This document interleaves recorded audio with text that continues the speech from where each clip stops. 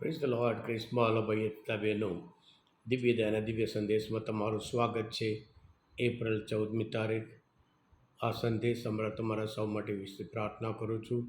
તમારા બાઇબલ લઈ લો, ઈશ્વરનું વચન સાંભળીએ.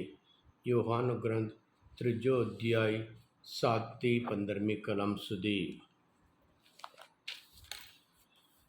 ઈશ્વરે કહ્યું, તમારે નવેસરથી જન્મ લેવો જોઈએ. એમ હું કહું એથી નવાઈ પામવાની જરૂર નથી. પવન મરજમાં આવે તેમ વાય છે, એનો અવાજ સંભળાય છે, પણ એ ક્યાંથી આવે છે અથવા ક્યાં જાય છે એની ખબર પડતી નથી. એવી જ રીતે આત્મામાંથી થતો જન્મ પણ અકળ છે. નિકોદેમસે કહ્યું, એ શી રીતે બને? ઈશ્વરે કહ્યું, ઇસરાયેલના ગુરુ થઈને તને આટલી ખબર નથી?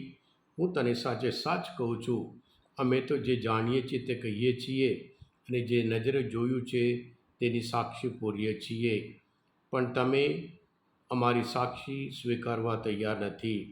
મેં તમને પૃથ્વીનો વાતો કહી છે, તે પણ તમે માનતા નથી. તો પછી સ્વર્ગની વાત કહીશ તો તમે શી રીતે માનવાના હતા? સ્વર્ગમાં તો કોઈએ ગયું નથી, સિવાય એક માનવ પુત્ર, જે સ્વર્ગમાંથી ઉતરી આવેલો છે અને સ્વર્ગમાં જેનો વાસ થાય છે. મોસે જેમ અરણ્યમાં સર્પને ઊંઝો કર્યો હતો, તેમ માનવ પુત્રને પણ ઊંઝે ચડાવવાની જરૂર છે, જેથી જેને એનામાં શ્રદ્ધા છે તેને શાશ્વત જીવનની પ્રાપ્તિ થાય. આ પ્રભુની વાણી છે, તે આપણો આધાર છે.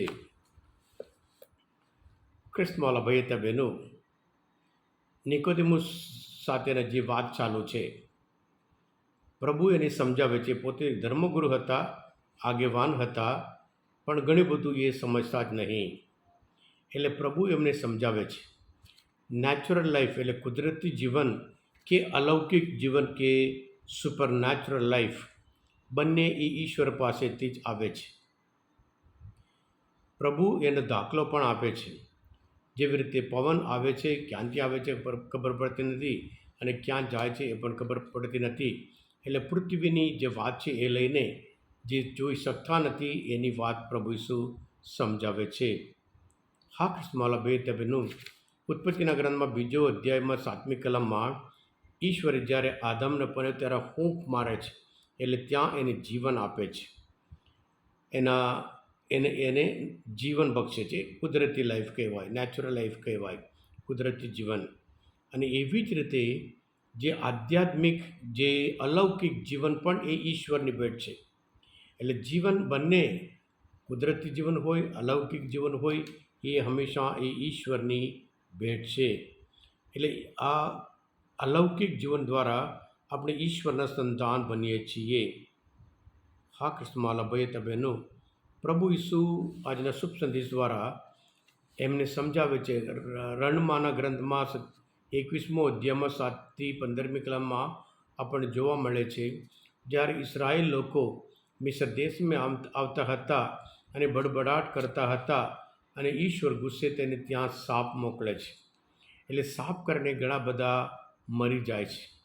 આપણે જાણીએ છીએ સાપ દ્વારા, પાપ દ્વારા જ આ પૃથ્વી પર મરણ પ્રવેશ કર્યો. અને મોસે પાસે આવીને બધા એ કરે છે, વિનંતી કરે છે એમને બચાવો. ત્યારે મોસે પોતે બીજા એક સાપનું, કાંસાનું એક બનાવે છે, જે ગણના ગ્રંથમાં 21મો અધ્યાયમાં આપણને જોવા મળે છે. એક સાપ બનાવી ધ્વજદંડ ઉપર મૂક, જેથી જેને જેને સાપ કરડ્યા હોય તે તેને જોઈને સાજો થઈ જાય.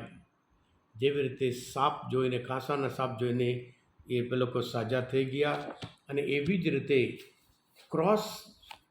ક્રોસને જોઈને આપણને જીવન મળે છે. ક્રોસ વધસ્તંભ એ મુક્તિના ચિહ્ન છે. જેવી રીતે પાપ પ્રવેશ કર્યો અને પાપમાંથી મુક્તિ માત્ર ક્રોસ દ્વારા આપણને મળે છે, અને એવી રીતે એ સમાધાનનું ચિહ્ન છે. જેવી રીતે જૂના કરારમાં, ગણના ગ્રંથમાં કે રણના ગ્રંથમાં આપણે જોઈએ છીએ, જે લોકો જે સર્પને જોયા હતા, કાંસાનું, અને એ લોકો ફરી સાજા થયા, એવી જ રીતે જે લોકો ક્રોસને જુએ છે. ક્રોસ આપણી સાથે, ઈશ્વર સાથે આપણને સમાધાન કરાવે છે. હા કૃષ્ણ મારા ભાઈ તે બહેનો, પ્રભુ ઈસુ બહુ અદ્ભુત રીતે નિકોદેમસને સમજાવે છે. એટલે પ્રભુ કહે છે કે હું કુદરતી બાબત વિશે વાત કરું, પવન વિશે તમે સમજતા નહીં, તો પછી હું સ્વર્ગની વાત કરું, તમે ક્યાંથી સમજવાના? સ્વર્ગમાં તો કોઈ કહ્યું નહીં, માત્ર પ્રભુ ઈસુ ખ્રિસ્ત જે સ્વર્ગમાંથી ઉતરી આવેલો છે. હા કૃષ્ણ મારા ભાઈ તે બહેનો, આજના માનવ ચિંતન શાસ્ત્ર પર સમજવા માટે, પ્રભુ ઈશ્વરને ઓળખવામાં મદદરૂપ થયા હોય, તમે પોતે દિવ્ય ધ્યાન અને દિવ્ય સંદેશ સબસ્ક્રાઈબ કરજો અને બીજા માટે પણ ફોરવર્ડ કરજો, કારણ તમે બધા આશીર્વાદિત છો, અભિષિક્ત છો. પ્રભુ ઈસુ હું તમારામાં વિશ્વાસ રાખું છું. બોલો દિવ્ય ધ્યાન જય. God bless you all. Jesus I trust in you.